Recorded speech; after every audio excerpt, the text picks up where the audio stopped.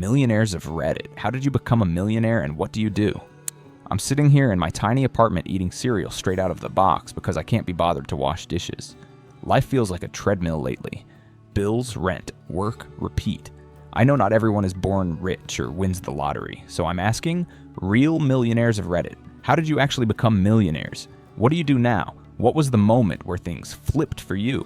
Just looking for a little inspiration or a blueprint I can steal. I became a millionaire hauling junk. I never set out to be rich. In fact, I was broke as hell when it all started. I was 29, laid off from my warehouse job, and my wife was 6 months pregnant with our first kid. We had about $400 left in our checking account, rent due, and no backup plan. It felt like we were 2 missed meals away from total collapse. One morning, I saw my neighbor dragging a busted recliner to the curb. I'd borrowed my cousin's beat-up pickup truck that week to help someone move, so I offered to haul it to the dump for him for $20. He handed me a $20 and a beer for my trouble. That night, I threw an ad up on Craigslist. Got junk. Local guy with a truck, fast, cheap, friendly. $30 for a full load. I figured maybe I'd make gas money. That weekend I had 5 pickups. I was drenched in sweat, covered in dust, and absolutely ecstatic. Turns out people hate dealing with their own garbage.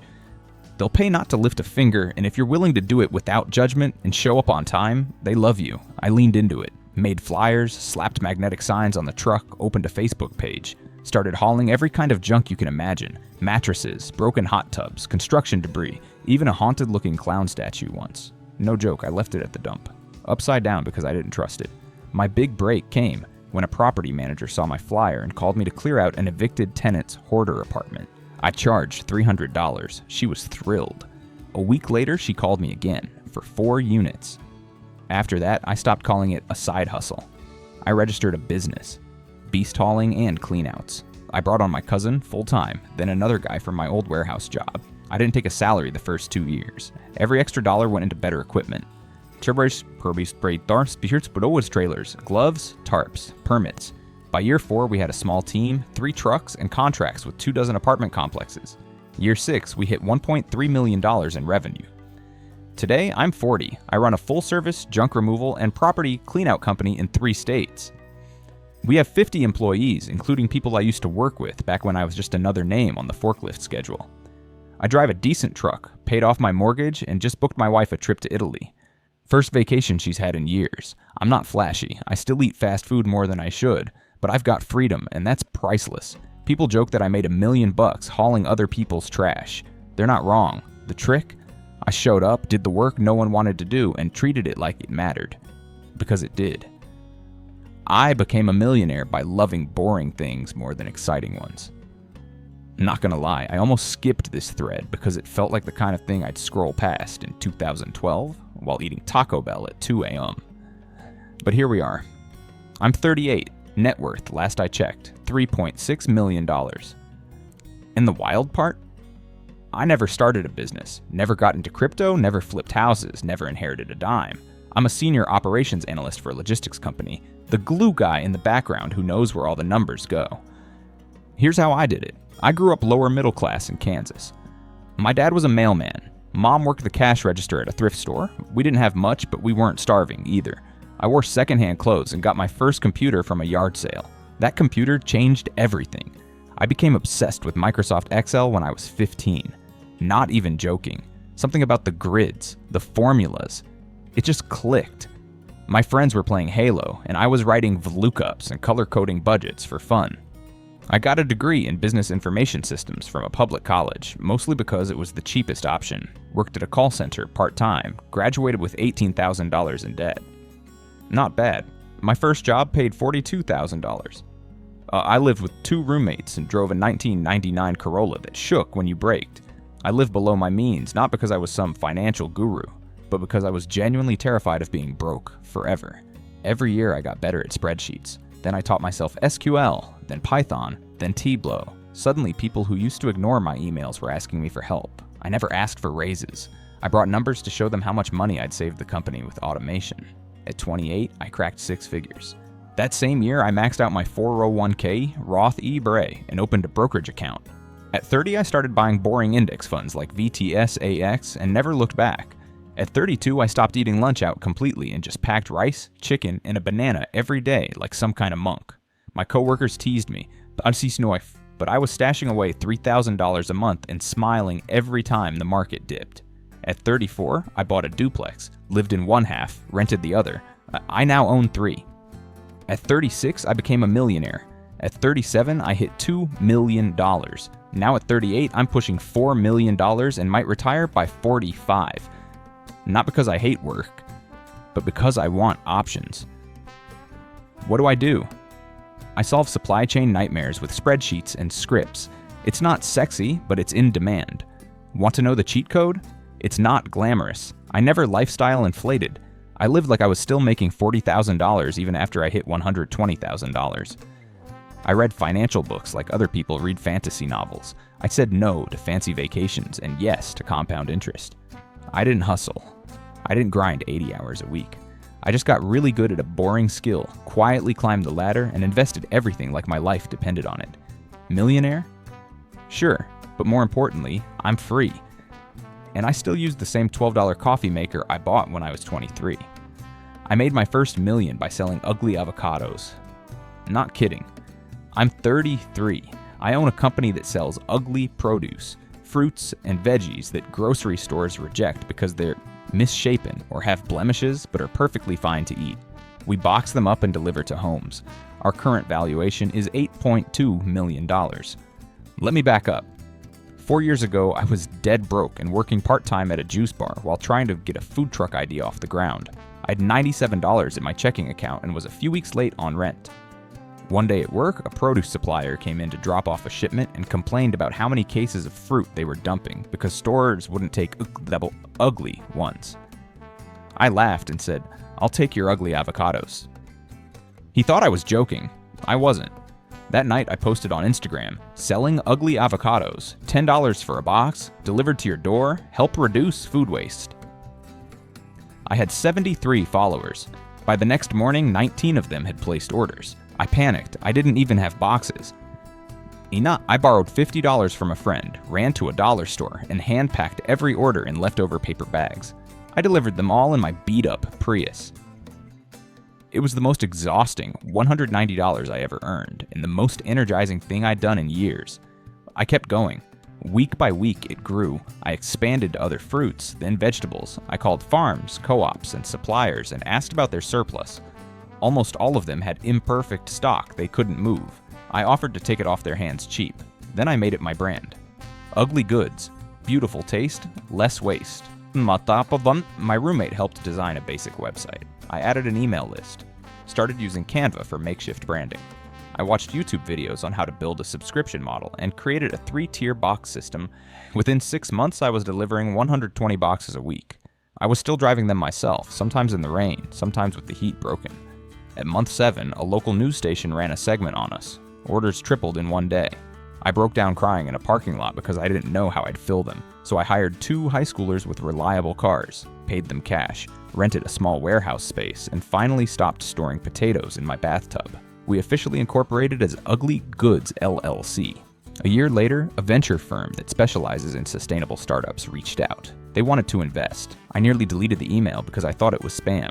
That deal brought in $450,000 in funding and mentorship I didn't know I needed. We added a supply chain director, a digital marketer, and a former Amazon operations lead. I went from packing avocados by hand to pitching on stage at food innovation expos. By year 3, I hit my first personal million. Today we serve 5 major cities, ship thousands of boxes a week, and have a warehouse team, logistics partnerships, and even our own branded tote bags. I still eat bruised bananas and funky-looking carrots every day. And I love it. Millionaire? Yeah, but more importantly, I get paid to fight food waste, support farmers, and feed people for less. And it all started with avocados too ugly for Whole Foods. I became a millionaire from a $7 app I built in my garage. I used to work the overnight shift stocking shelves at a chain grocery store. Same aisles, same elevator music, every night. I'd go home with sore feet, a fried brain, and maybe enough energy to microwave a burrito and play a little Minecraft. I was 25, no college. Dropped out of community college twice. Lived in a small rental house with 2 roommates, one of whom believed deodorant was a scam. I wanted out, badly. One night on break, I saw a mom in the aisle holding a calculator in one hand and a baby in the other. She was muttering to herself, trying to calculate unit prices to compare cereal boxes. That moment stuck with me. See, I'd taught myself basic coding through YouTube, mostly because I wanted to make games. But I kept thinking about that mom. What if she had an app that scanned the price tags and instantly told her what the best deal was? So I started building one. Well, it took me 4 months. I coded at night after my shift, still in my grocery apron, eating cereal for dinner. I had no idea what I was doing. The app crashed constantly. The UI looked like it was designed by a raccoon. But eventually, I got it working. I called it Savor. It let you snap a photo of a shelf tag, and it calculated the unit price per ounce or liter. Plus, it would flag if the same product was cheaper elsewhere. I scraped flyers from big retailers, added in some price history, and boom, grocery math made simple. I listed it on the App Store for $6.99. I figured if 100 people bought it, cool. Maybe I could quit my second job. It sold 3,000 copies in the first 2 weeks. I thought it was a bug. I was refreshing the developer dashboard like a lunatic. Reviews poured in, parents, students, bargain hunters. Apparently, I had tapped into a goldmine of frustrated shoppers. Then a frugal living blog wrote a post about it. That's when things exploded. I updated the app with coupon alerts, a shopping list feature, and barcode scanning. A major budgeting influencer with 400,000 followers posted about it. And I jumped to 50,000 paid downloads in a single month. I quit my grocery job the next day. A few months later, I released a free version with ads and offered a $2.99 per month subscription with bonus features. That changed everything. Predictable monthly income. Recurring users. At 28, I hit $1 million in revenue. I now run a small team, just 5 of us. All remote. We've expanded into household budgeting tools, gas price tracking, and even a widget that shows the cheapest grocery store near you based on your list. I still wear the same hoodie I used to code in. Still get excited when someone leaves a review saying it helped them save $20 at Target. I don't drive a Lamborghini. I don't do CEO vibes on LinkedIn. I just wanted to make something useful, and people responded. Now I help others do the same. Teach free coding workshops at libraries on weekends. Because someone once uploaded a free YouTube course that taught me loops and functions, and that $0 education changed my life. Millionaire? Yep. Still can't cook anything but burritos? Also, yep. But I'm free. And if I can go from stocking cereal to building the tool that helps people afford it, maybe someone reading this can too. I became a millionaire by fixing up old furniture in my garage. Okay, so my story is kind of strange, and it all started with a chair. I was 30 years old and had a job in accounting at a firm where my daily tasks included counting pennies, literally, and trying to stay awake in meetings. I had no passion for it, but it paid the bills. My student loans were killing me, and I felt stuck in a routine where I was just barely getting by. I always dreamed of being more, but didn't know what that looked like. Then one weekend, I found a sad-looking chair on the side of the road. It was a solid wood piece, definitely old, but it had character. My friends made fun of me for picking it up, but I knew it could be something special if I fixed it up. I had zero experience in furniture restoration, but YouTube exists, right? I started watching tutorials on how to sand, stain, and reupholster. I didn't expect much, just wanted a decent chair for my living room. I spent the whole weekend working on it, and honestly, it was fun. When it was done, I posted a photo of it on Instagram to show off my artwork. To my surprise, people loved it. I had a few messages asking if I could fix up furniture for them.